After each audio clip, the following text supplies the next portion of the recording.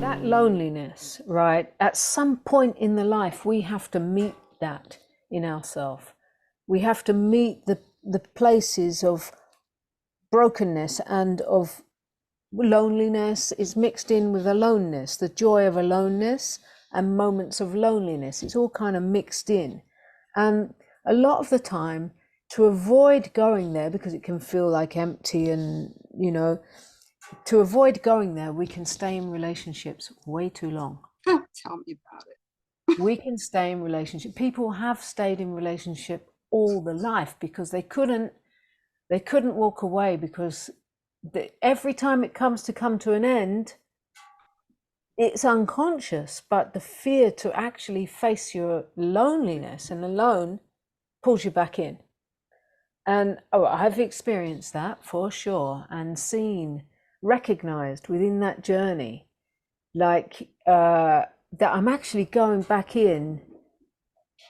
Like, is it really true? Is it really, really true how I go back in? Or is it the avoidance of that? And when I finally could cut it and agree, make a deal with myself to only be with what is 100% knowing that this is right, this is it.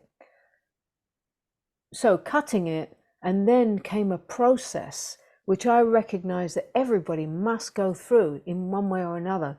And it happens often at the end of a relationship when it's severed. There is a process of digestion of that whole story that roots back to the core wounding.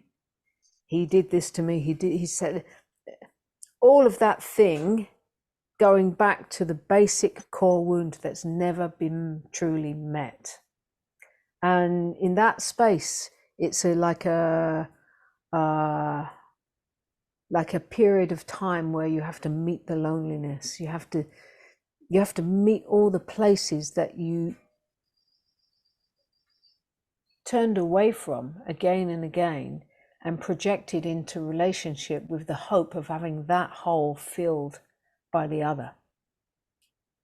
And the other can't fill it, you know. So the expectation and the projection on the other to fill what can't be filled, it's always going to be a disappointment in the relationship, because you're wanting something that's not possible from out there. And until you go in that process yourself, and you meet the loneliness, and you meet the heartbreak, and you meet the abandonment, and you meet the rejection, and you meet in this burning up, and you actually let that whole thing, it's not comfortable. You know, I went through that for a couple of years in the digestion of that. And it's only then that you start to come really, really, really in love with yourself. In love with yourself. From this place, someone can come. They don't need to come. If they come, they can go.